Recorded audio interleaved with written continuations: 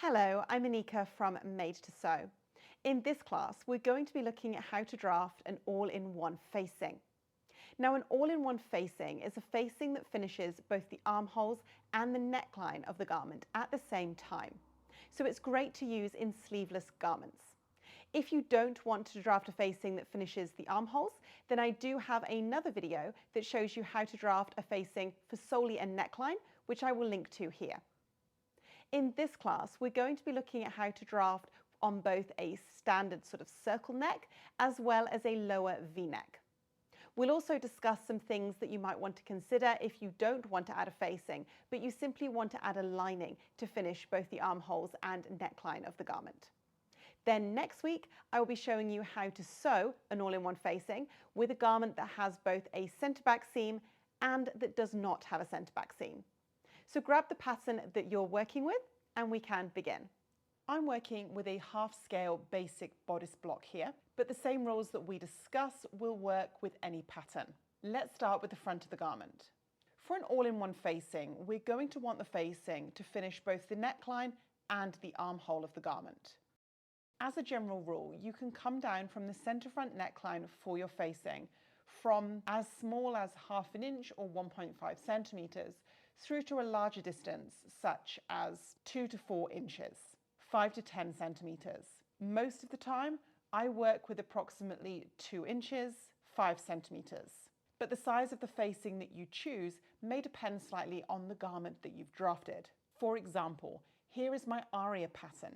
This pattern is a cowl neck at the front and it has an all-in-one facing in the sleeveless version. I would need to ensure that the front facing would be large enough for the neck to drape like a cowl neck does and for the inside of the garment to not be visible. Again, at the armhole, you can work with a distance as small as ½ an inch or 1.5 centimetres through to approximately 2 inches or 5 centimetres.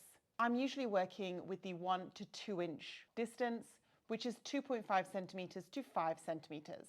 For this example, I'm working with 1 inch, 2.5 centimetres.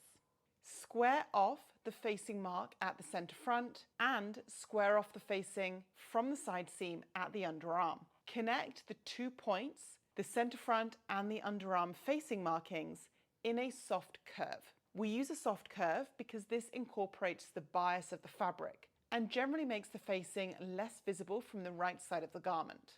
If you have a side dart, it's usually a good idea to close that side dart whilst drawing in the facing. I've separated my front and my back patterns in order to achieve this. Exactly the same process for the back of the garment. So at the centre back, you would draw the length of your facing. Again, the minimum standard is about ½ an inch, 1.5 centimetres, but most of the time I'll be aiming for about a 2 inch, 5 centimetre facing, and sometimes in the back of the garment I will make this longer, approximately 4 inches or 10 centimetres. Whatever you choose for the underarm at the front needs to be continued for the underarm at the back. Square the facing at the centre back off the centre back line. Square the facing at the underarm off the side seam line. It can be a good idea to fold under your seam allowances and align the side seams between the front and the back to ensure that you have a nice clean join between the two facings. You don't want to be having any peaks or trough shapes here. What I mean by that is a V shape that goes downwards or upwards. Once again, for the back pattern, you are going to want to have a curved shape. You can draw this in with a French curve if that's helpful. Now I'm going to go over the facing marking with a blue pen so that it stands out for you. Now the other thing that we need to do for an all-in-one facing is that most of the time we want to take into consideration some favouring. So we want to make the facing a little bit smaller at the armholes and the neckline so that the facing stays on the inside of the garment. Usually this would be approximately a 1/16 to an 1/8 of an inch, 2 to 3 millimetres. At the neckline or the armhole edges, I will be reducing the facing by approximately a 1/16 to an 1/8 of an inch, 2 to 3 millimetres. If you have a different neckline, such as a V-neck on the front of the garment, then the same rules will apply. For the V-neck pattern, I would keep a nice soft curve on your facing and keep it above the bust line of the garment where you can. And your facing will look something like this. We can now work to trace out the facings, and we'll simply be tracing along the lines that we've drawn. For the front, that's going to be the center front line and the shoulder line from the pattern, the facing that's slightly smaller at the neckline and the armhole edge, the side seam, and then the bottom line of the facing, which I will trace with my dart folded. I will copy the grain line from the pattern. Most of the time that will probably be in line with the center front, and you would be able to cut your facing on the fold.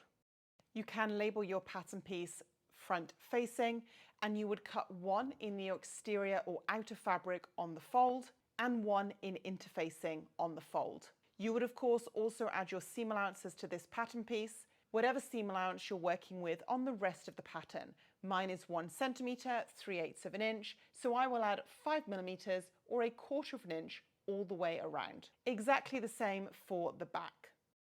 For the back, you may choose to cut the facing on the fold or have a centre back seam, depending on your pattern. Again, you would label it back facing. You would say that you're going to cut 2 in your exterior or outer fabric, or 1 pair, depending on how you prefer to record the details on your patterns. And again, cut 2 or 1 pair in your interfacing. Adding your seam allowance, of which mine is 1 centimetre, 3/8 of an inch all the way around. Now you can choose to attach a lining to the bottom edge of this facing if you desire, or you can choose a different method to finish the bottom edge of the facing, such as overlocking it and pressing it under, completing a rolled hem, binding it, whatever works for your garment. Of course, another method is that you don't have a facing at all, and you simply line your garment to the edges of the neckline and the armholes. If you wish to do this, then I recommend that you draft the favouring that we did on the facing neckline and armholes onto the lining pattern. Thanks for watching. I really hope you enjoyed this class. If you want some help with sewing the all-in-one facing, then please join me in the next class. I hope to see you soon.